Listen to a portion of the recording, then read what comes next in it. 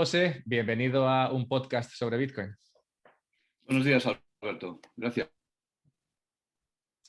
Muchas gracias por estar aquí.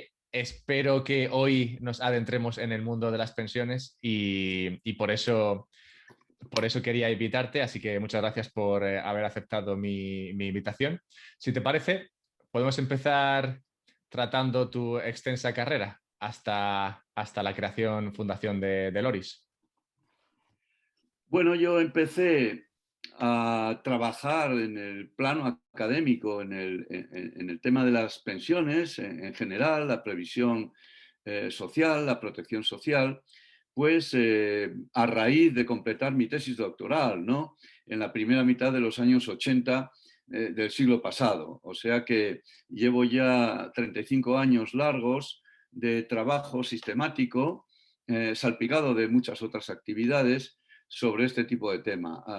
A finales del siglo pasado interesaba especialmente el problema, entre comillas, el problema demográfico de las pensiones, es decir, el hecho de que en el futuro hubiera menos jóvenes para mantener, por así decirlo, un sistema, la financiación de un sistema volcado en las personas de cierta edad o de edad de jubilación en adelante, ¿no? Y no hablábamos de la sanidad, no hablábamos de los cuidados de larga duración prácticamente no afectaban a la población hace 35 años, a la población mayor. Hablábamos de las pensiones, que ya estaban universalizadas en muchísimos países y empezaban a dar síntomas de problemas. Mientras tanto, yo perseguía mi carrera académica, docente, pasé unos años en Bruselas como funcionario de la Comisión Europea en tareas relacionadas con la seguridad social, pero también en tareas relacionadas con la prospectiva, el futuro de la Unión Europea, en una célula que creó el presidente Delors de prospectiva, en la que yo tuve el honor de participar. Luego volví a España, me hice cargo de la dirección ejecutiva de la Fundación de Estudios de Economía Aplicada, FEDEA. Allí retomamos el tema de las pensiones, hicimos un cierto impacto a mediados de los años 90 con estudios que se hicieron entonces, porque ya el problema estallaba, por así decirlo, en los medios, en el debate social y en el debate político. Y en 2005 cambié de destino profesional y me fui a analistas financieros internacionales, de socio responsable de economía aplicada y territorial. Durante bastantes años estuve dirigiendo proyectos de economía aplicada, como decía yo entonces, del porcino blanco a la barra corrugada, porque la temática era muy variada, ¿no? Y lográbamos hacer estudios de cierta entidad, de cierto regusto académico, que nunca me ha abandonado, y que, bueno, creo que satisfacían a nuestros clientes, ¿no? De manera que durante esos años estuve haciendo una consultoría muy activa en economía aplicada y ya entonces empecé a abrigar la idea de orientarme exclusivamente hacia el análisis de los productos para la jubilación. El análisis, el diseño. Llevo años observando que el mercado de las pensiones, la industria de las pensiones en muchos países dista todavía algo de ser eficiente, de generar productos que verdaderamente satisfagan las necesidades previsionales de los individuos, de los trabajadores especialmente, a través de la previsión social complementaria, a costes razonables. Digo que llevo años observándolo en otros países, por supuesto en el nuestro, y siempre he tenido la secreta esperanza, por así decirlo, de hacer alguna contribución en esta materia, aparte de participar activamente en el debate previsional. Y bueno, pues en febrero del año pasado tomé ya la decisión con otros socios, constituimos LORIS, que es el acrónimo de Longevity and Retirement Income Solutions.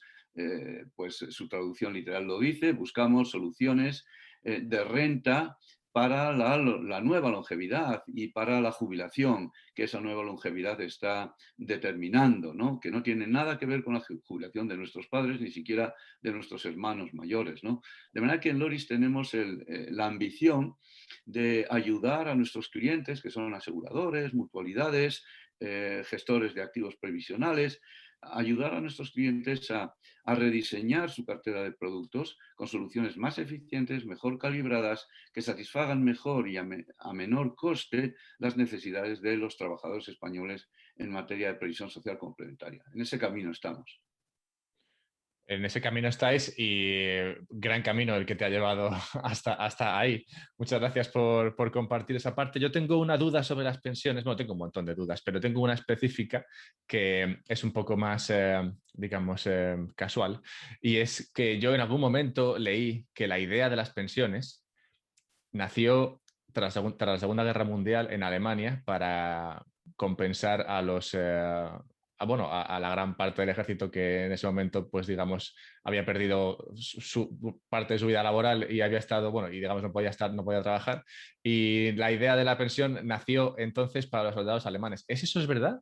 No, no, es más, yo nunca había oído eso y me sorprende. Es que esto además, si no nevero, no nevero, ni siquiera ben trovato, ¿no? No, el primer sistema de seguridad social, de pensiones para trabajadores industriales surgió en la Alemania de 1880, cuando, pues, recién reunificada, gobernaba el Kaiser Guillermo y el canciller era Otto von Bismarck, ¿no? Otto von Bismarck conocía toda la política europea, era un viejo zorro. Y sabía perfectamente que la revolución industrial ya consolidada en todo el continente estaba generando ejércitos de proletarios, de trabajadores industriales desprovistos de condiciones decentes de trabajo, a los que se explotaba miserablemente y que además, como consecuencia de un accidente o de que ya no eran aptos para trabajar por su edad, quedaban completamente desprotegidos. Había esquemas aquí y allá, pero en la Alemania del canciller von Bismarck surgió en 1882, o entre 1882 y 1888, surgió el primer sistema moderno de pensiones de seguridad social. La seguridad social se reinventó, mejor dicho, a imagen y semejanza del sistema alemán, surgieron todos los sistemas continentales europeos, incluido el español, que tiene en 1900, con la promulgación de la Ley Dato de Accidentes de Trabajo, el embrión y posteriormente con el Instituto de Reformas Sociales, embrión del Instituto Nacional de Previsión, que se crearía unos años más tarde. También en España había leyes tan avanzadas como las belgas o casi como las alemanas a principios del siglo XX. Lo que no había eran los recursos. La legislación se copiaba, los recursos no se podían copiar y por lo tanto nuestro sistema de pensiones no nació realmente con su plena funcionalidad entonces.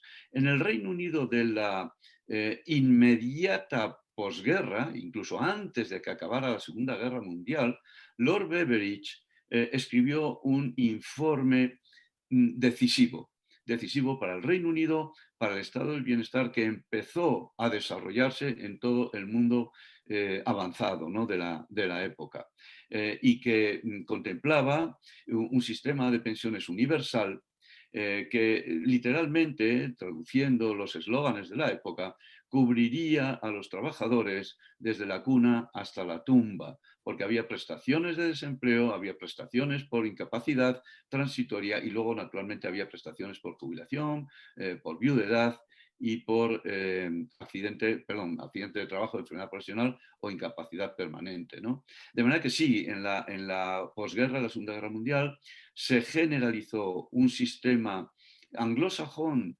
de pensiones, conocido como de tipo o de estirpe beveridgiana, en el Reino Unido. En Estados Unidos ya había nacido con el New Deal de Roosevelt a finales de los años 30, después de la devastadora Gran Depresión, y en la Europa continental, en la segunda mitad del siglo XX, se afinaron todos los sistemas de pensiones, el nuestro incluido, que data de 1967, la primera ley comprensiva sistemática de pensiones después del fracaso del mutualismo laboral de los años 50, ¿no? De manera que la seguridad social tiene una historia de 130 años, pautada de cambios, de reformas.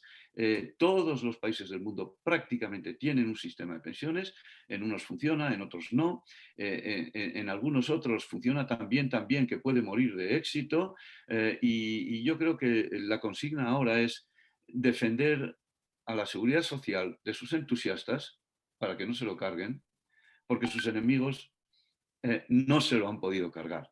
Y esto es lo importante, ¿no? Tener un buen sistema compacto social que nos proteja a unos costes razonables hasta un cierto punto, sin robarnos toda la responsabilidad individual que nos compete a cada uno de nosotros, por supuesto, como trabajadores, pero también como ciudadanos. Has hablado de la importancia de los recursos, de cómo el no tener recursos en el caso español provocó que un sistema de pensiones o un sistema sí, de seguridad social no se instaurase hasta mucho más adelantado el siglo XX. ¿Cuáles son las claves para un sistema de seguridad social que funcione? Un sistema de pensiones, y voy a centrarme en las pensiones de jubilación, porque las demás son pensiones afines, la de viudedad o supervivencia de los hijos, huérfanos de la persona de referencia del hogar, sea el padre o la madre, ¿no? Eh, pues son pensiones derivadas, afines, y el tronco de la previsión social es la pensión de jubilación. El hecho de que a partir de una cierta edad los trabajadores puedan acogerse a una jubilación financiada, ¿no?, que les proporcione una renta vitalicia suficiente para cubrir sus necesidades en esa etapa especialmente sensible de la vida, financiada con su propio esfuerzo, porque los marcianos no nos pagan las pensiones. El Estado se encarga de sacar de nuestro bolsillo, digamos, izquierdo, las cotizaciones obligatorias que nos justificarán el pago de una pensión vitalicia cuando nos jubilemos. Y hay dos formas de hacerlo: con el método de reparto, es decir, nosotros pagamos ahora nuestros derechos futuros de pensión, pero ese dinero que pagamos ahora se utiliza para pagar a los pensionistas del momento, y sencillamente se nos debe de una u otra manera y se nos devuelve en forma de pensiones 20, 30, 10 años después de haber hecho todas esas aportaciones durante largos años de cotización, pues financiándolo con lo que los trabajadores de cada momento alleguen a las arcas de la seguridad social. Este es el método de reparto. O también se nos pueden sacar obligatoriamente estas cotizaciones, ponerlas en una hucha, hacerlas rendir, invirtiéndolas durante largos años a unos tipos de interés que, si fueran positivos, obrarían el milagro de la magia del interés compuesto, ¿no?, multiplicando nuestro dinero y extrayendo de ahí los pagos mensuales, que serían la renta vitalicia a la que tendríamos derecho directo por haber acumulado todos esos... Bueno, la seguridad social, que es el sistema público de pensiones en todo el mundo, por lo general funciona con el primer método financiero, que es el método de reparto. De ahí que cuando haya muchos pensionistas y pocos trabajadores, tiene problemas verdaderamente serios, pero que yo diría que con los retoques adecuados solo son problemas de liquidez, no tanto de solvencia. Pero claro, esos retoques tienen que ser muy, muy, muy importantes, mucho más allá de lo que estamos haciendo. Un sistema de capitalización, que también hay sistemas de seguridad social basados en la capitalización efectiva o ficticia o nacional, como se la conoce, pues sencillamente te da las pensiones que tú te has merecido, cotizando y capitalizando esas cotizaciones a un tanto en los mercados de valores o en los mercados de capitales, en la bolsa, por ejemplo, a través de la deuda pública, o capitalizándolo con un tanto nocional que te devuelva con cierta justicia todo lo que has aportado, ¿no? El método la capitalización es rara entre los sistemas públicos, es más frecuente el reparto y lo que se conoce como prestación definida. Tú sabes la pensión que te va a tocar antes de jubilarte, y luego está la aportación definida. Tú sabes, no, lo decía bien, la prestación definida. Sabes lo que te va a tocar antes de jubilarte, y la aportación definida, que sabes lo que estás aportando, pero no sabes qué pensión se va a derivar de ella hasta el momento en que te jubiles y conviertas esa hucha de tus pensiones en una renta vitalicia. La elección del sistema de reparto en lugar del sistema de capitalización tuvo su base en algo, o fue simplemente que se desconocía el sistema de capitalización cuando se decidió el de reparto? No, no, no. El sistema de capitalización se conoce desde tiempos inmemoriales, ¿no? Babilonios, griegos, romanos lo han utilizado, ¿no? Augusto creó el erarium militare, ¿no? Que era un sistema de pensiones al que aportó ciento y pico millones de sestercios, ¿no? Una pequeña fortuna personal y que se financiaba con una especie de IVA e impuestos sobre la propiedad de los senadores y de las grandes fortunas romanas, ¿no? No, la capitalización existía, por supuesto, en el siglo XIX y de hecho algunos sistemas de pensiones pues arrancaron con el método de capitalización. Pero el reparto se impuso cuando se percataron los responsables de estos sistemas, y esto se percataron de ello el primer día que pensaron en hacer algo parecido, de que una persona de 30 años que entrase a la seguridad social, pues podría ahorrar durante muchos años, ¿vale? Y recibir una pensión decente. Pero si en el momento en que tú creas la seguridad social, digamos 1900, tienes que acoger a trabajadores a 3 años de su jubilación, no podrían ahorrar lo suficiente, no se podría capitalizar casi nada para darles una pensión decente. La solución era obvia. Muy bien, cobremos cotizaciones a todos los trabajadores de la industria, por ejemplo, y paguemos con eso las pensiones de los que se van a jubilar este mismo año. Porque los que se van a jubilar este mismo año, si acabamos de crear el sistema, no han tenido tiempo de cotizar. Luego el reparto estaba indicado y era una magnífica idea. Y sigue siendo una buena idea. Lo que pasa es que tiene limitaciones. Imagínense que en el momento en que se crea un sistema de seguridad social, se instaura el reparto y entonces con las cotizaciones de los trabajadores pagamos las pensiones de los que se jubilan. Eso evoca un esquema piramidal y por eso muchos enemigos de los sistemas de seguridad social han dicho que la seguridad social es un esquema Ponzi o un esquema piramidal. No lo es, porque la seguridad social recauda cada año con pleno derecho y su capacidad coercitiva el 10% del PIB en forma de cotizaciones.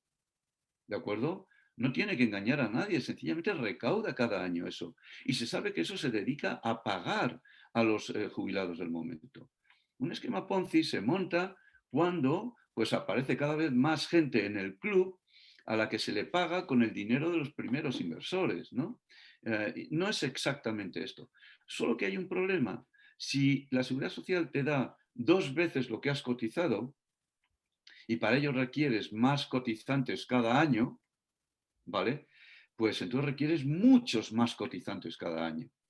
Si esta es la fórmula de calcular las pensiones, darte una pensión en valor presente muy superior al valor presente actualizado de tus cotizaciones, entonces tienes un problema, no solamente cuando cada vez hay menos trabajadores, que por supuesto el problema es mayúsculo, sino incluso habiendo el flujo suficiente de trabajadores, porque necesitarías poblar el planeta con 20.000 millones de almas, y su carrying capacity es de 11.000, necesitarías poblar el planeta con 20.000 millones de almas en 2100, pongamos, para poder pagar pensiones tan buenas como las que algunos sistemas de pensiones pagan en la actualidad.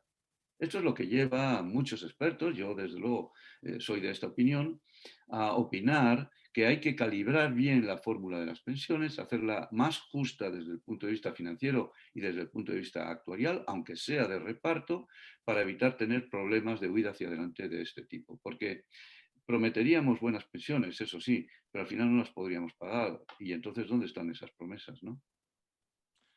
Efectivamente. O sea que tú aún crees que el sistema de reparto podría solucionarse con algunos pequeños cambios. No, los ¿Cuáles cambios podrían tendrían que ser, ser muy importantes. ¿Cuáles podrían ser esos cambios? Los cambios tendrían que ser muy importantes, porque ahora mismo en España, por ejemplo, nuestro sistema de pensiones devuelve a un pensionista tipo, y un pensionista tipo es uno que jubilándose a los 66 años, viviendo 21 años en jubilación y habiendo cotizado 34 años, pues a ese pensionista tipo le da casi 2 veces más de lo que ha cotizado en la pensión que le promete. Eso es una tasa interna de rendimiento descomunal. Ningún activo financiero está ahora rindiendo eso, o por lo menos muy pocos lo están haciendo. Y luego quizá comente algún caso, ¿no? Y por lo tanto, la Seguridad Social tiene que retocar eso. Tiene que hacer más sostenibles las pensiones mediante fórmulas más justas. Más justas, no recortes, no hablo de recortes, son fórmulas más justas. Actuarialmente, en términos del cálculo actuarial biométrico necesario para individuos de hoy en día, del siglo XXI, que viven 4 horas más cada 24 horas que pasan. Este es el problema, que la esperanza de vida no va a dejar de aumentar. Vamos a ver, la pandemia ha creado una mella significativa en la esperanza de vida al nacer y a determinadas edades, pero eso se va a absorber en muy pocos años si nos atenemos a lo que sucedió con la gripe española, ¿no? Hace ya algo más de un siglo. La esperanza de vida aumenta y lo que en 1900 eran los 65 años, a los cuales ya solo te quedaban poco más de 9 años de vida, siendo la esperanza de vida al nacer de 37 años en España, hoy la esperanza de vida al nacer es de 83 años, más que el doble de esos 37. La edad de jubilación, que en 1900 era de 65 años, sigue siendo de 65 años para muchos pensionistas. Y la edad efectiva es de 64. No ha cambiado. La esperanza de vida al nacer se ha duplicado. Y de los 9 años que quedaban a los 65 en 1900, hoy a los 65 nos quedan 21 años de vida. Eso no se puede sostener con fórmulas que llevan décadas sin cambiar, sin ajustar. Tenemos que ir más allá del reparto porque no hay más remedio que mantener el reparto dada la trayectoria que tenemos, pero tenemos que ir más allá con valentía, como lo han hecho en Suecia, donde tienen pues un sistema de cuentas nacionales que te calcula la pensión como el cociente, en términos burdos, pero para entendernos, como el cociente entre todo lo que has aportado en tu vida laboral. Da lo mismo si son 35 años, da lo mismo si son 10, da lo mismo si son 15, da lo mismo si son 25. Toda tu vida laboral, sea lo larga que sea, y todo lo que has cotizado, no las bases por las que has cotizado, sino todo lo que efectivamente has cotizado. Te lo totaliza, te lo capitaliza a un tipo de interés nominal o nocional nocional, que puede ser, por ejemplo, la tasa de crecimiento del PIB de los últimos años o de toda tu carrera laboral, y la masa resultante la divide por los años que te quedan de vida cuando te has jubilado.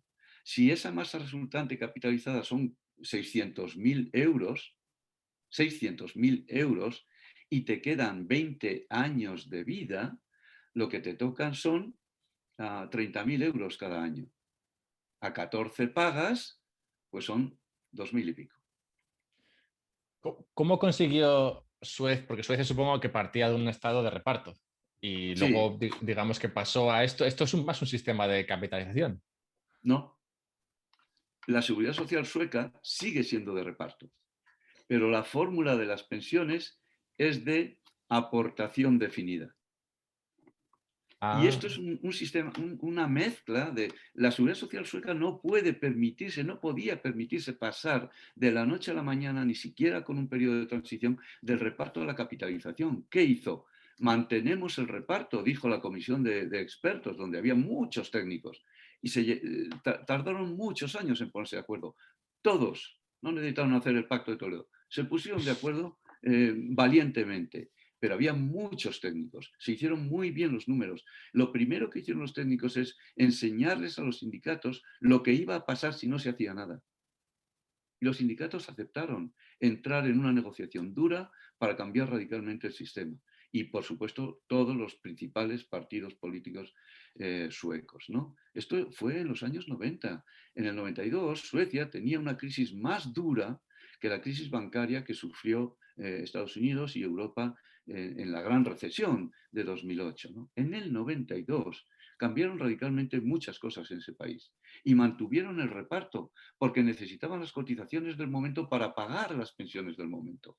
Pero empezaron a calcular las pensiones con una fórmula de aportación definida, no de prestación definida.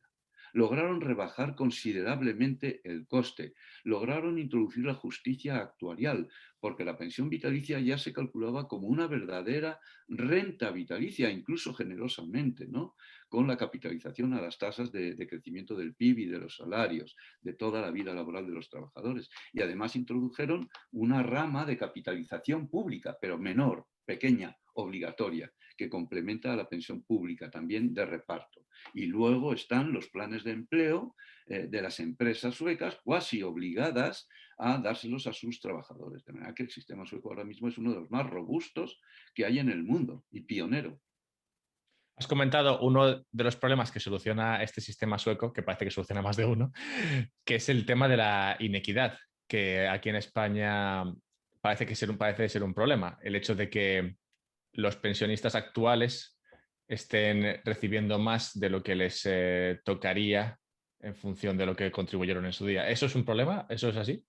Claro que lo es, pero es que paradójicamente, y esto da incluso grima decirlo, de manera que aguántenme el color que me va a salir en la frente, ¿no?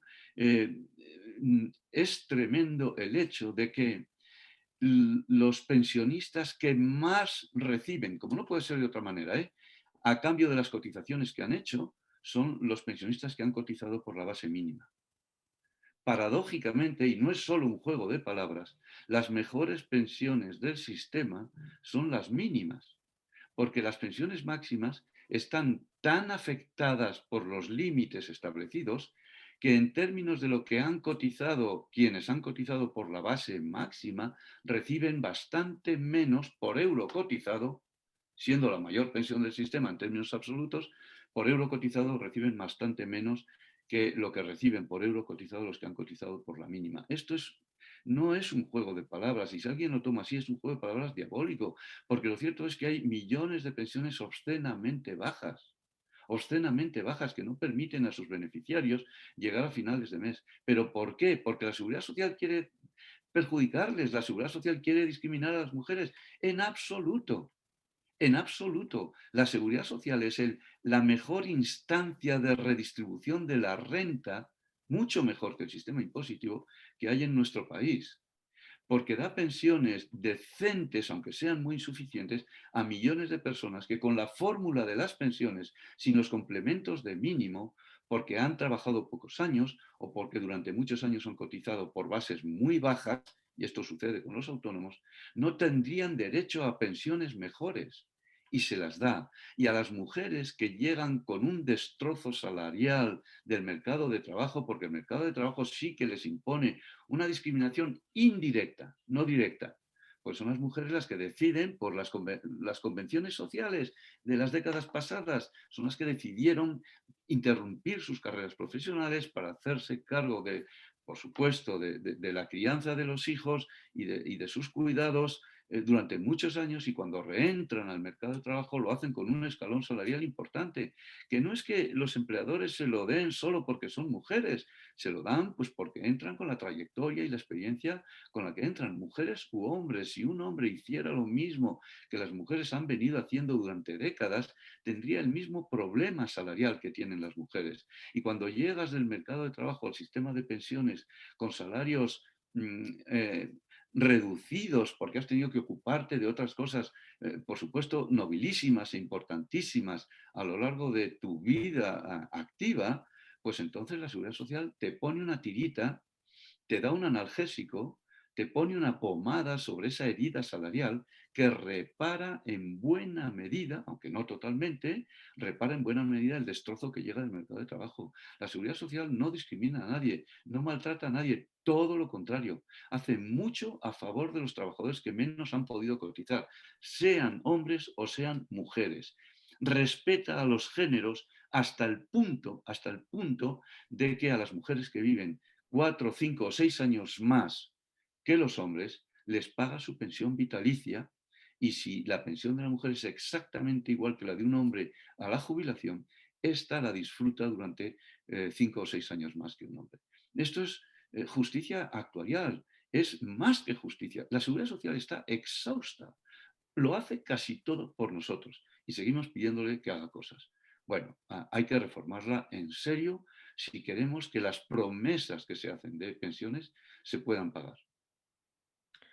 Una cuestión que siempre me preocupa a mí con el tema de las pensiones es el tema de la inflación.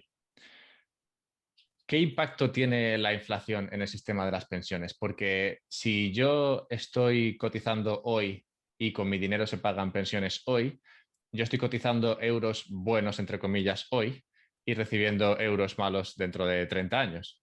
Que en 30 años puede haber habido una importante pérdida No, de valor de no, ese euro. no.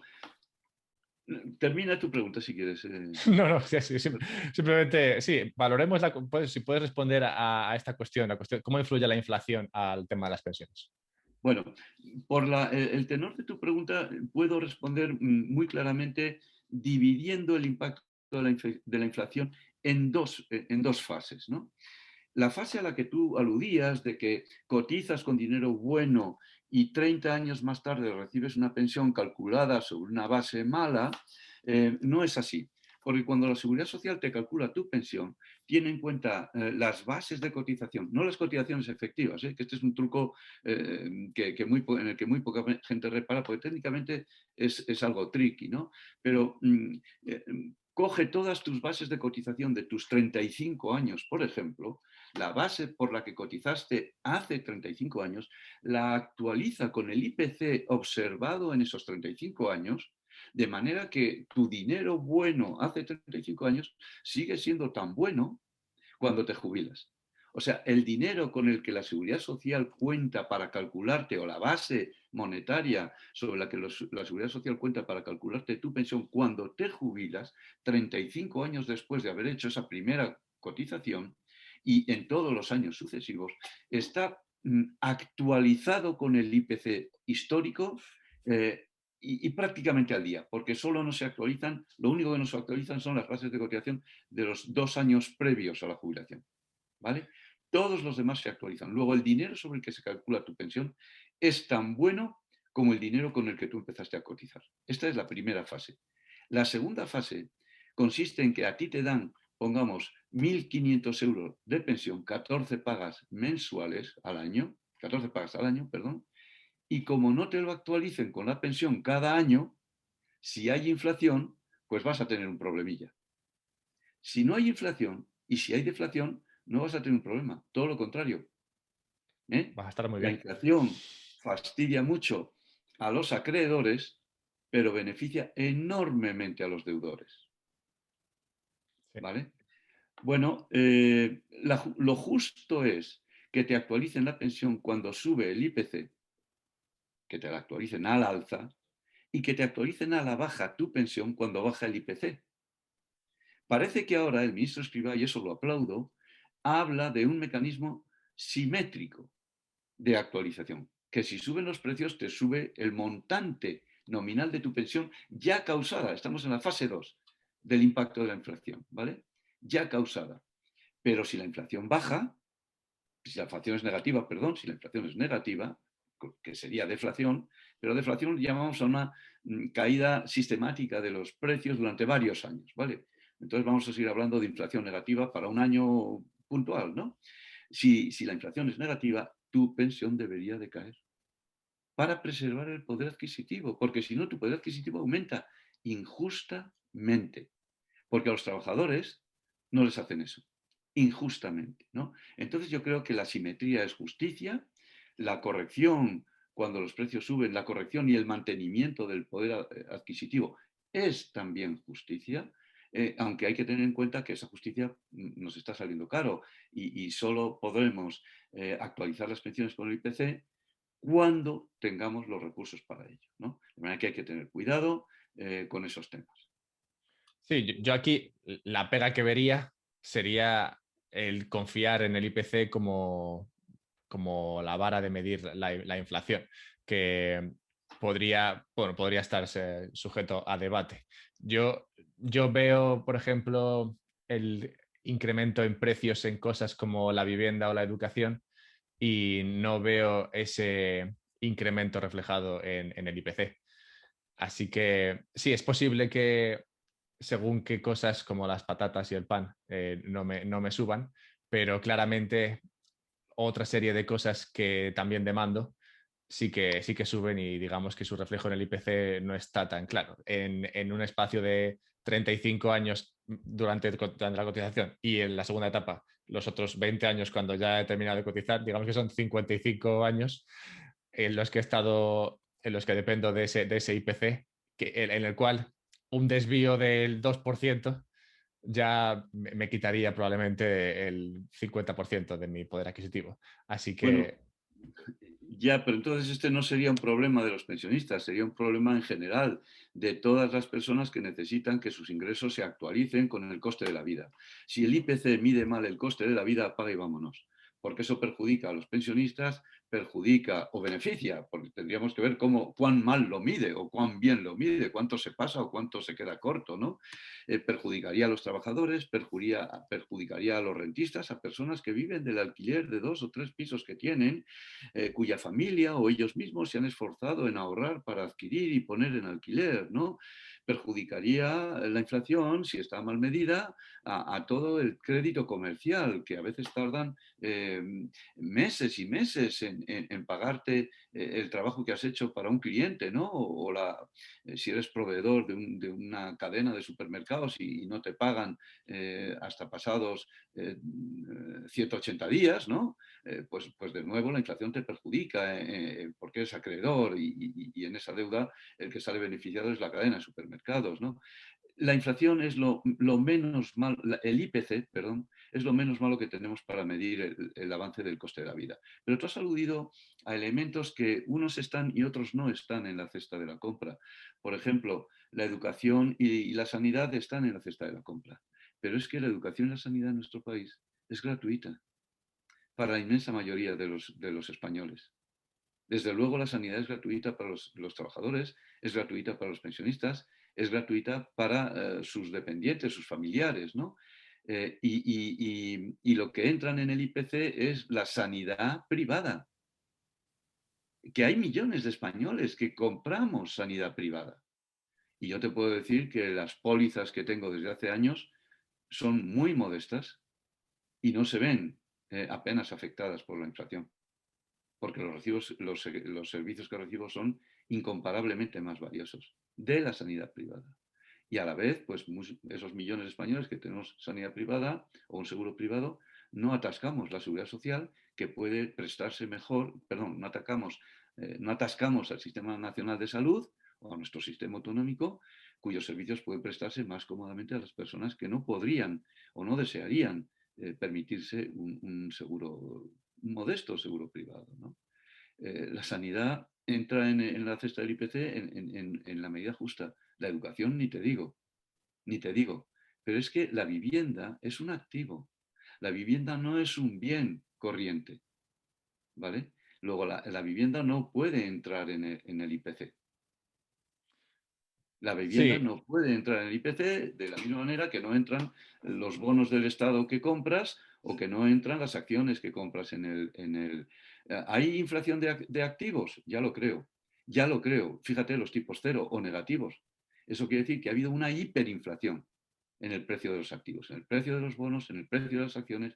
Bueno, el precio de las acciones depende de qué mercado, ¿no? Pero los bonos están con márgenes cero, o sea, tipos cero. Ahora mismo Suiza, Alemania, España incluso tiene que pagar intereses a los...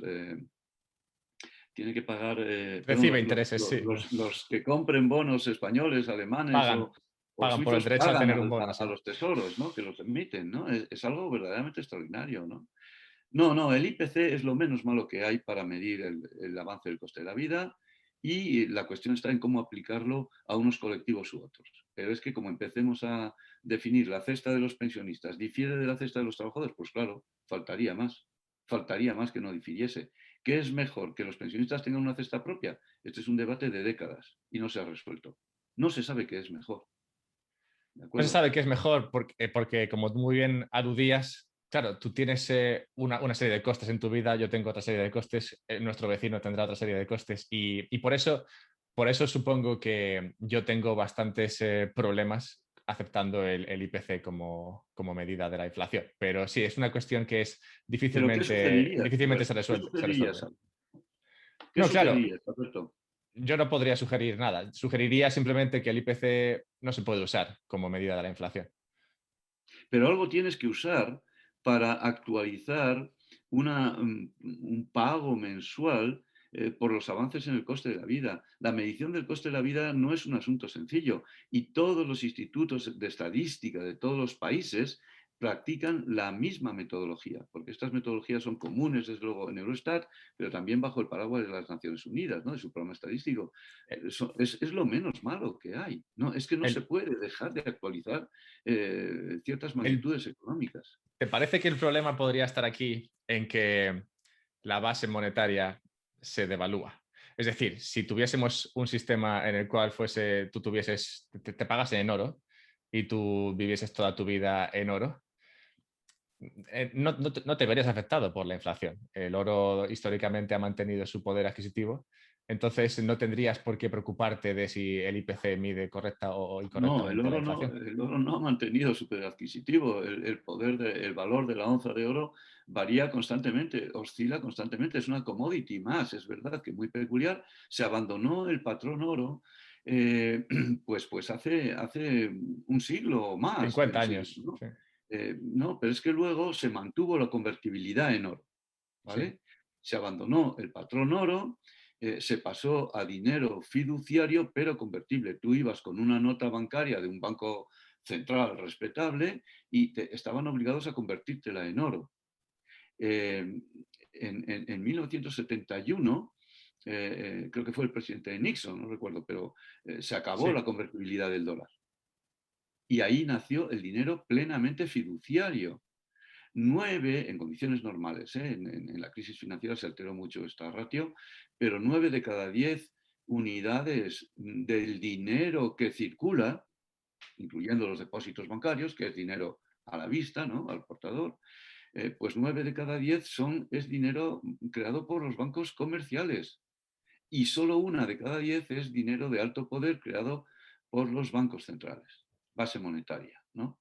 Eh, y esta es la solución. El problema no es la base monetaria, estrictamente hablando, que tiene que ver con la inflación, obviamente. El problema es que haya un exceso de demanda sobre la oferta de bienes y servicios y que el precio de los bienes y servicios suba, porque la oferta no es suficientemente rápida para responder a un aumento de demanda. Si ahora mismo aumenta la demanda de los supertanques estos que se encallan en el canal de Suez, ¿vale? Evergreen y ¿Tú crees compañía. que al día siguiente la industria naviera estaría en condiciones de duplicar la oferta de supertanques? Lleva mucho tiempo hacer un supertanker. Lleva tiempo incluso hacer una lechuga. Si no hay lechugas para arrancar en las huertas de medio mundo de la noche a la mañana y abastecer la demanda de lechugas, pues habrá que esperar un mes a que los sistemas de cultivo acelerado nos proporcionen lechugas. Bueno, las lechugas es algo muy fácil de producir, se producen en todo el mundo y siempre hay gente produciéndolas y atento a lo que pasa. Y si sabe que se avecinan escasez de lechugas o de pepinos, para dentro de 2 meses o 3 meses los pone, sabe anticiparse y la oferta cumple y si no cumple, pues la inflación es transitoria y vaya, no se enquista, ¿no? Pero es que el sistema productivo tarda en reaccionar y las decisiones de los inversores hay que tomarlas con información imperfecta y no siempre se acierta. De ahí los ciclos ordinarios de los negocios, ¿no? De que los inversores no aciertan, los productores no aciertan, los consumidores son también impredecibles en alguna medida y hasta donde se puede se predice, pero a veces no se puede evitar. Otra cosa es que se manipule la masa monetaria. Si un gobierno vicioso, un banco central vicioso, vendido a intereses políticos, manipula la base monetaria e imprime dinero que no está justificado imprimir, entonces puede causar una hiperinflación. Hablar de hiperinflación después de los años que llevamos de casi deflación, pues puede parecer incluso sorprendente, ¿no? Pero ahora mismo ya están advirtiendo algunos expertos de la emergencia, del surgimiento de problemas inflacionarios, ¿no? ¿Por qué? Pues porque hay una enorme cantidad de dinero, se ha inundado de liquidez todos los sistemas de pagos de todos los países y eso en algún momento puede golpearnos en la cara. Bueno, ya veremos. La inflación ha dejado de ser un problema desde hace décadas, desde que se impuso la globalización. China en particular ha ayudado mucho a mantener la inflación a raya. Estamos viendo ahora que el problema es el contrario, que incluso podría haber periodos de inflación negativa cayendo en deflación. Parece que eso tampoco se ha producido, aparte del estancamiento secular de Japón por multitud de causas. Y bueno, los gobiernos y los bancos centrales iba a decir que son responsables. Es verdad que los bancos centrales de las grandes potencias económicas, la Reserva Federal, el Banco Central Europeo, el Banco de Inglaterra, el Banco de Japón, han aumentado casi sin límite sus balances, ¿no? Pero bueno, siguen llevando las cosas por sus riendas y no cabe pensar que la única solución al riesgo de manipulación de la base monetaria, incluso no intencionada, descarto, por supuesto, que el Banco Central Europeo o la Reserva Federal sean esos dictadores malevolentes, ¿no? que manipulan la base monetaria a su antojo, solo para hacer mal. No soy conspiranoide, pero yo creo que si a lo que te refieres, Eduardo, es a la teoría monetaria moderna como un sistema de anclar, digamos, la base monetaria, que no haya reserva fraccionaria, etcétera, etcétera, yo francamente desaconsejaría ese tipo de orientaciones. Creo que un manejo prudente de la base monetaria, que es verdad que en condiciones extraordinarias, pero en el fondo han venido haciendo los bancos centrales, es lo adecuado, aunque no descarto que estemos en la víspera de grandes descubrimientos en esta materia. No seguramente por la vía de la teoría monetaria moderna. Estoy contigo en que los bancos centrales no actúan con malicia. Yo soy más de asignar, de atribuir a ignorancia lo que se podría atribuir a malicia. Yo no creo que sea malicia. Yo creo que es muy difícil controlar, porque tú has hablado de justificar la impresión de dinero, que en algunas circunstancias sería justificable. Ese es el problema, ¿no? El cuándo o qué situación justifica el que se imprima dinero. Pero también has comentado una cosa que es de a donde quiero entrar, y es en esas fuerzas inflacionarias contra las fuerzas deflacionarias. Fuerzas deflacionarias como podría ser en su día, bueno, en su día y hasta ahora, la importancia de China, pero también la tecnología, ya que la tecnología en sí provoca mucha deflación. Y tú estás bastante metido en cuestiones de tecnología. Me has comentado antes de empezar esta llamada que estabas trabajando con una empresa fintech, ayudando, bueno, cuyo objetivo es el ayudar a conseguir una mejor pensión o un complemento a la pensión una vez que te jubilas. Así que, ¿podrías hablarme un poco de estos proyectos tecnológicos y de hasta qué punto podrían ayudar al sistema de pensiones actual? Bueno, yo soy un gran fan de la tecnología. Empecé informática en 1970 y programábamos con tarjetas perforadas también. Yo conocí las tarjetas perforadas en 1970. Yo por nombre solamente. ¿Perdón? Yo las conozco por el nombre solamente. Nunca he Claro, visto claro, una. y las buscas en internet y te aparecen multitud de casos, ¿no? De imágenes y vídeos incluso, ¿no?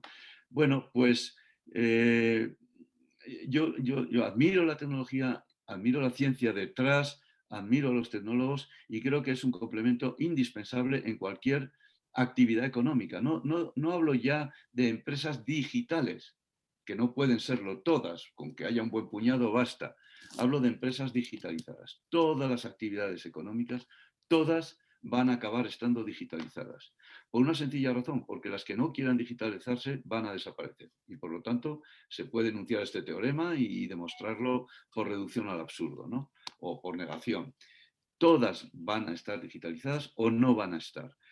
Y por lo tanto hay que estar atento a estos desarrollos, ¿no? En materia de pensiones, yo llevo ya un tiempo reflexionando sobre el ahorro conductual. no diría automático, pero sí conductual o cuasi automático. Ahorrar sin darte cuenta de que estás ahorrando. Porque es curioso, pero la gente, los trabajadores, cuando pagan cotizaciones a la seguridad social, que solo ven una pequeña parte reflejada en su nómina, porque el grueso lo paga el empleador, e impropiamente no lo hace aparecer en la nómina, que debería de hacerlo aparecer, la cotización del empleador, para que se vea cuál es el coste de empresa de un trabajador, que es descomunal, pues eh, están ahorrando y no lo saben, porque las cotizaciones son ahorros forzosos. Hubo una época en la que llamábamos a las cotizaciones salario diferido, por supuesto, pero además ahorro forzoso y no saben que están ahorrando, no se dan cuenta. Es más, yo conozco mutualistas de grandes mutualidades profesionales que un buen día se sorprenden cuando les envían el sobre naranja de la mutualidad y le dicen que tienen 60.000 euros ahorrados para su jubilación. Y dice, sí, ¿y cuándo he ahorrado yo esto? Bueno, pues ese concepto ya existe, el concepto de ahorro automático, indoloro, ahorras sin darte cuenta. Y ahora lo que estamos tratando de hacer en muchos campos es trasladar esas nociones con los hallazgos de las ciencias conductuales, que los hallazgos de las ciencias conductuales por los que están dando premios Nobel en los últimos años, ¿no? Y que han hecho famoso también la visión de Harari sobre el ser humano, pues es lo que nuestros abuelos nos decían, caramba, es que estamos redescubriendo la buena administración de un buen padre de familia que nuestros ahorros hacían. Cuando nos abrían una cuenta en un banco local con 5 pesetas a la semana, nada más nacer. Lograban hacer que ahorráramos, en fin, nos las quitaban de la paga, por así decirlo, ¿no? Pero estábamos ahorrando desde antes de nacer incluso, ¿no? Hay padres que hacen socios del Atlético de Madrid de sus hijos antes de que nazcan, pues nuestros abuelos nos hacían socios de una cuenta de ahorro, ¿no? Eso se ha perdido y parece que lo estamos recuperando ahora con las apps y la tecnología. Vamos a ver. Eh, eh, Nulla novum subsole, ¿no? Nada nuevo bajo el sol, que decían los latinos, pero es verdad que viene con apariencias fantásticas, ¿no? Soy un fan de la tecnología y creo que tenemos que utilizarla amplísimamente, desde luego en nuestras empresas, para dar mejores soluciones a nuestros clientes, pero también en los hogares, también los individuos, tengan la edad que tengan, el uso de aplicaciones y dispositivos para conseguir logros en la vida a través de un ahorro indoloro, está más que recomendado.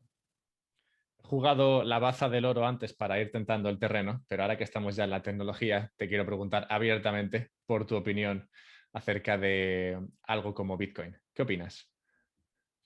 Bueno, las monedas virtuales, obviamente Bitcoin es una de las decanas y la más importante y la que más atención acapara, pero las monedas virtuales, las criptomonedas, han llegado para quedarse. De hecho, ya las están adoptando, por supuesto, muchas entidades comerciales, las están adoptando cadenas de pago que encuentran en esas bases estabilidad que no tienen en sus propios países o en sus propios sectores, prontitud, certificaciones instantáneas a la velocidad de la luz, celebración de unidad de acto de muchas operaciones simultáneas que dan rapidez y trazabilidad absoluta. Bueno, se están utilizando. Los bancos centrales también están mirándolas con cuidado y generando incluso ideas para crear sus propias monedas virtuales, porque claramente como monopolios del dinero que son, pues se han sentido, no diría amenazados, pero sí muy concernidos por la emergencia de las criptomonedas, de control no público, de control no centralizado, no monopolista, de control incluso por un algoritmo, ¿no? que puede escaparse a los diseñadores, aunque eso estaría por ver, ¿no? de dicho algoritmo. Bueno, yo creo que hay que estar en ello. Hay muchos países donde sus gobiernos son tan corruptos, sus bancos centrales tan influenciables, que ya no se fían más que de criptomonedas y están desarrollando sus propias cadenas de pago, arriesgándose obviamente, porque la regulación es muy imperfecta en todos los países, es insuficiente, habrá que desarrollarla y yo creo que en eso estamos. Sí, sí, yo creo que hay que estar muy pegado a esos desarrollos porque van a ser muy... Pero más que las criptomonedas es la tecnología debajo, ¿no? que es la blockchain y todas sus derivadas que son espectaculares. Yo creo que si ahora mismo tuviéramos un sistema de compensación múltiple de deudas, Por ejemplo, deudas bilaterales entre miles de agentes económicos que podían alcanzar, yo que sé, pongamos 20.000 millones de euros o de dólares. Si las consolidáramos, nos daríamos cuenta de que se consolidan en 100, 200 millones de dólares en vez de esos 20.000 que decía. Solo si pudiéramos celebrar una operación de casación instantánea, fiable, que certifique a cada uno de los agentes que intervienen. La blockchain ahora mismo está en condiciones de certificar, si tuviese acceso a los registros, de certificar simultáneamente a cientos de miles de agentes que participaran en una cadena de compensación de ese tipo.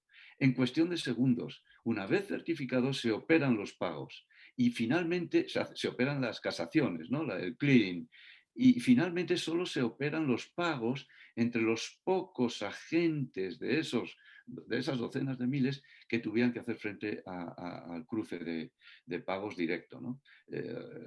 Resolviendo una cadena que sin tecnología sería imposible de resolver, que mientras tanto causaría la quiebra de muchos deudores o de muchos acreedores. Antes, Piénsese. cuando, antes, cuando te preguntaba por la cuestión del oro, cuando hablábamos del IPC, y comentabas que el oro no había mantenido su poder adquisitivo a lo largo del tiempo, ¿qué pasaría si algo como Bitcoin sí mantuviese ese poder adquisitivo? ¿Tendría sentido incluirlo en un sistema de pensiones para que así se pudiese ahorrar en un activo que no se devalúa? Por supuesto, pero es que hasta los bancos centrales lo adoptarían y en eso está todo el mundo, en lograr generar una base inviolable, estable, como se supone que son los billetes emitidos por las fábricas de moneda y timbre de cada país, ¿no? Y controlados estrictamente, bueno, los billetes y las operaciones contables, las operaciones Sí. repo, ¿no? De inyección de base monetaria en el sistema bancario, ¿no?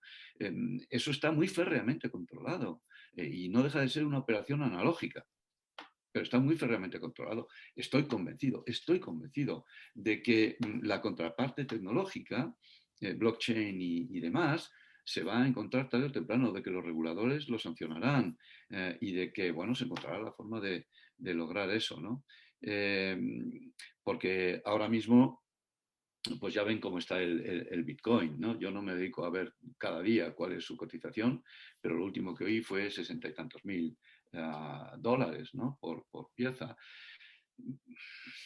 Bueno, yo me lo pensaría dos veces, ¿no? Antes uh, de dedicarme a invertir en Bitcoins, ¿no? A lo mejor no me lo pensaría si tuviera recursos y crease una mina de Bitcoins, ¿no? Sobre todo si tengo la solución de la energía, ¿no? Pero, pero sí, claro que hay que estar pendiente de eso. Otra cuestión sobre la que también estás bastante interesado, al parecer, y querría preguntarte por esto, es la cuestión de la longevidad. Cuando hablas de longevidad, que he visto que tienes algunos tweets en Twitter sobre esta cuestión, ¿te interesa la longevidad solamente por el aspecto en cuanto afecta a las pensiones y demás, o también la longevidad en absoluto, en plan, la longevidad No, no, literalmente? per se. De hecho, mi interés por las pensiones nace, como decía hace 35 años, de mi interés por la longevidad, ¿no? Leyendo o documentándome antes incluso de tener claro mi proyecto de tesis doctoral, leí a Nathan Kayfit, uno de los grandes demógrafos anglosajones. Yo distingo entre la escuela de demografía anglosajona y la escuela de demografía continental, muy afrancesada, ¿no? En la escuela de demografía continental interesa más el número de cabezas, el head count, ¿no? Y quien dice cabezas dice brazos, ¿no? En Francia los demógrafos siempre han tenido claro que la manque de bras, la falta de brazos, les ha hecho perder más de una guerra, ¿no? Y entonces había un aspecto geoestratégico casi indisolublemente ligado a la demografía francesa, que ha contaminado la demografía continental, ¿no? La demografía anglosajona es mucho más científica, mucho más interesante mucho más racional en el objeto de sus preocupaciones, ¿no? Y Keyfith era uno de los grandes, ¿no? Bueno, hoy un demógrafo al que sigo muchísimo es Jim Boppel, perdón, medio alemán, medio americano, ¿no? Pero es un gran demógrafo. Y la longevidad me ha impresionado siempre por el hecho de que una vez que la sociedad dio con soluciones básicas de tipo sanitario, pero que más que sanitario era higiénico, ¿no? Eran procedimientos de higiene, era el nacimiento de la salud pública, de los sistemas de salud pública, de alcantarillado, lavarse las manos, incluso los médicos, antes de intervenir en un parto, ¿no? Sí. Lavarse las manos. Bueno, pues esto sucedió en la segunda mitad del siglo XIX. La esperanza de vida antes del neolítico estaba en 32 años al nacimiento, 32 años, en el paleolítico.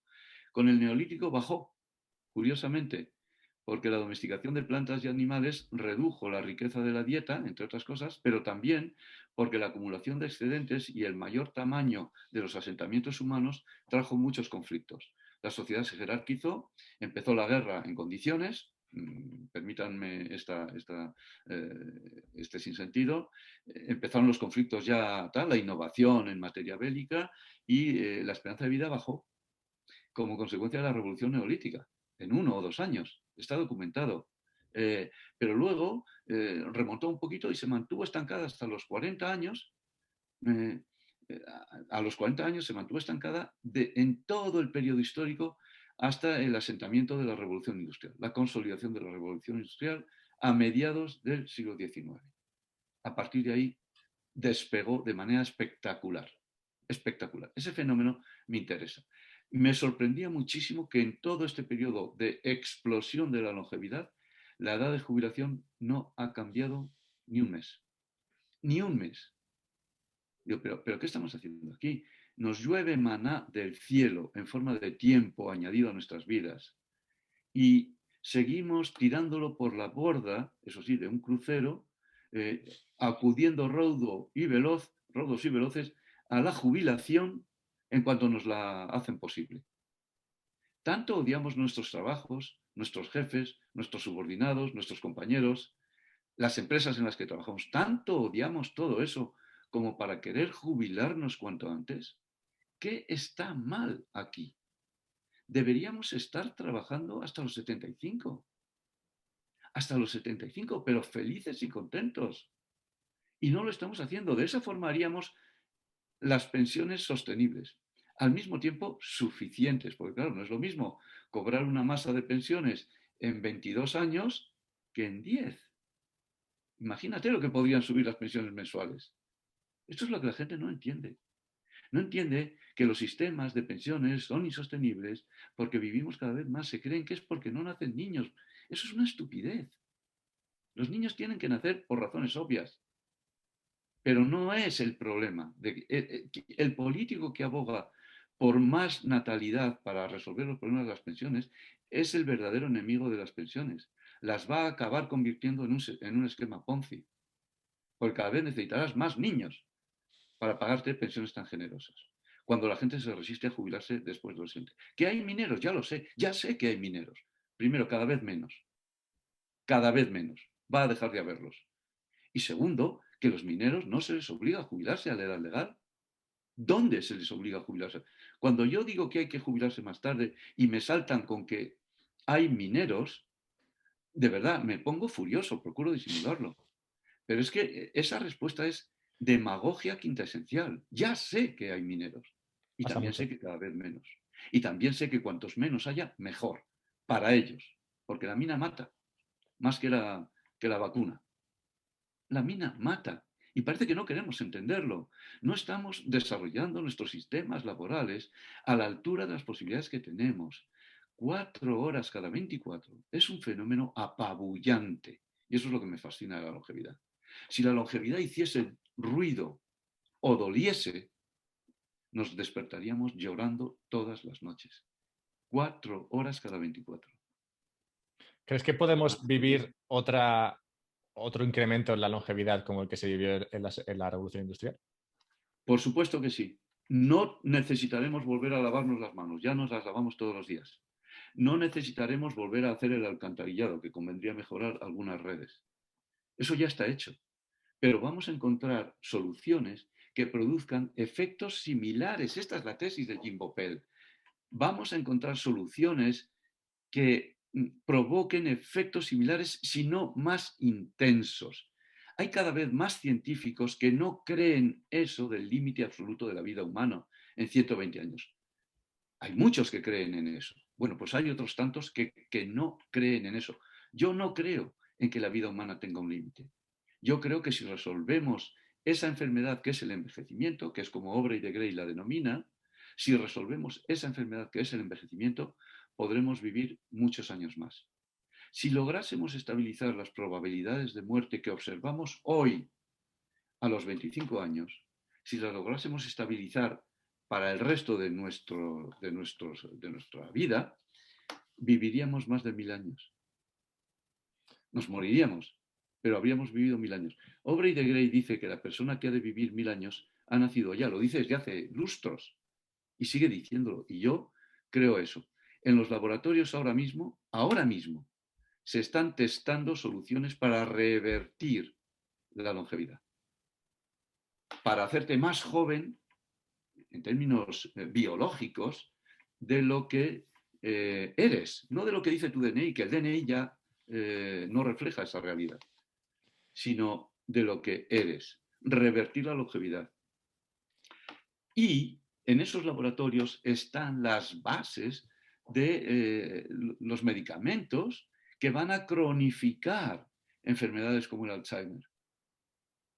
¿De acuerdo? Y que van a resolver todo aquello que deteriora nuestras funciones fisiológicas y nuestros sistemas fisiológicos y que nos lleva a la muerte.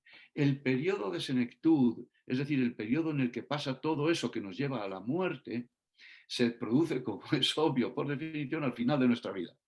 ¿Vale?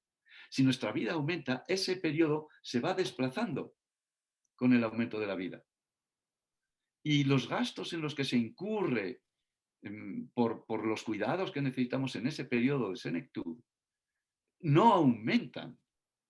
O sea, el mal llamado envejecimiento no aumenta el gasto sanitario, simplemente lo desplaza en el tiempo. Pero es que además ese periodo, que es de un número determinado de años, está acortándose. Está acortándose. Si tomamos límites, que es lo que harían los matemáticos con una serie infinita, si tomamos límites, nos daríamos cuenta de que, vale, vivimos 1000 años y nos morimos de repente. Pues somos capaces, por nuestra especie, y esto está bien documentado, es tan cafre, somos capaces de preservar la edad de jubilación en los 66 años. O sea, que me digan cómo se financia una jubilación de 934 años, con 35 años de cotizaciones. Hagan la división, que es lo que debería hacer un sistema de pensiones. Dividir todo lo que cotizas por tu esperanza de vida y darte lo que sale. Ni más ni menos, lo que sale. Todo lo que has cotizado, no la base de cotización, porque la base de cotización se afecta por un 28%, 28,3% de tipo de cotización. Pero es que la fórmula española de las pensiones es tan absurda que si el tipo de cotización fuera del 0, el 5, el 10, el 28,3 o el 83,2% de la base de cotización, la pensión seguiría siendo la misma. Y reto a todo el mundo a que haga la prueba. En la parte de atrás de un sobre, ¿no? Como dicen los ingleses, in the back of an envelope. Yo los hago en servilletas de cafetería, que viene a ser el equivalente. Cuando tú haces el cálculo, te das cuenta de que esa fórmula es absurda. Absurda. Y nadie habla de cambiarla. Y lo saben. Supongo que es lo peor.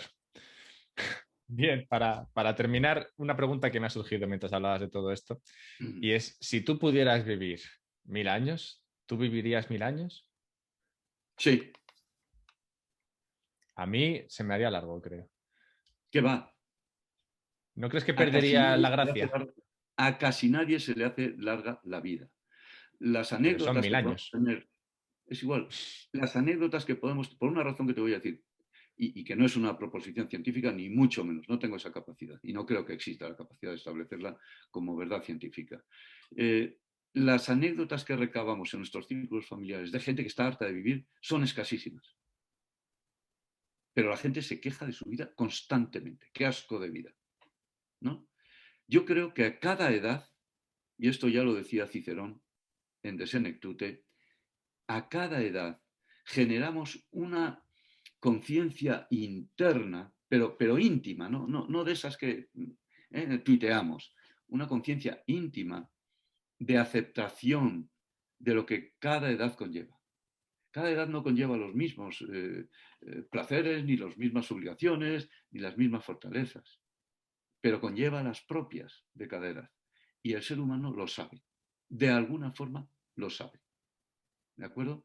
Lo sabe el joven que se plantea crear una familia, que va a vivir mucho más que su padre y decide crear esa familia más tarde.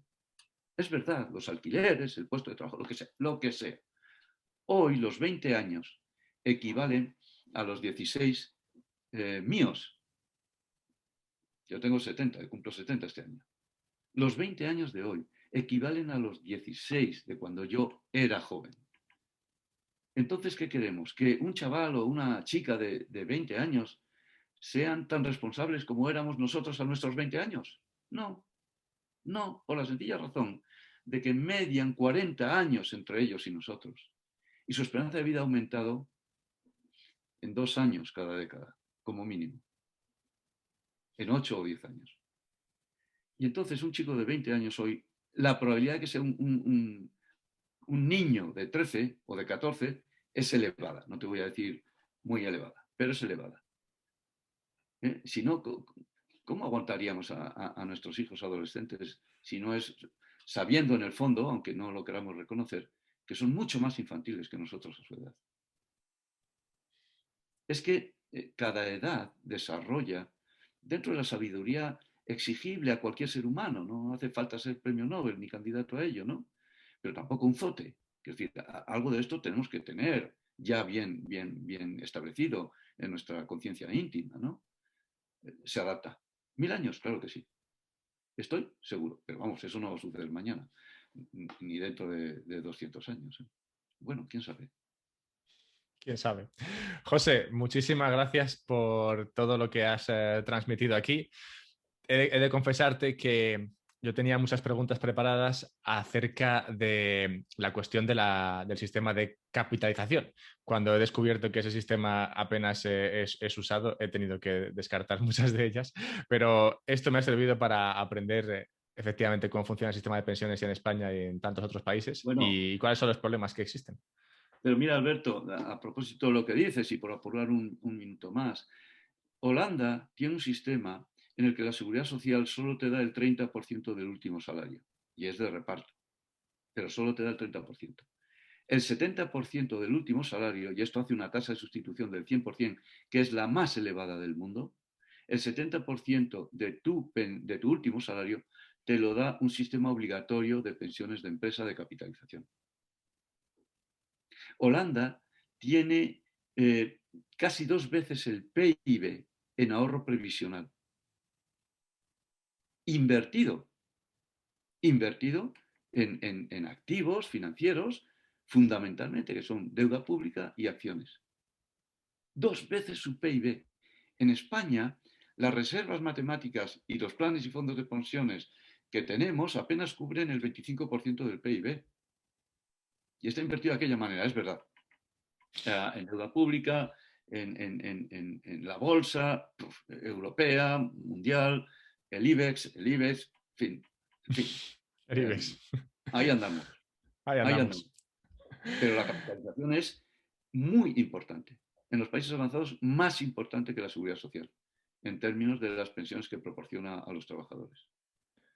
Supongo que veremos un camino hacia ellas antes o después. Deberíamos verlo, un sistema mixto. No sé qué llegará antes, si los 1000 años o el sistema de capitalización o mixto. Puede que vengan a la par. Puede que venga a la par. Muchas gracias, José. Y nada, un placer tenerte aquí. A ti, Alberto, muchas gracias. A tu canal también.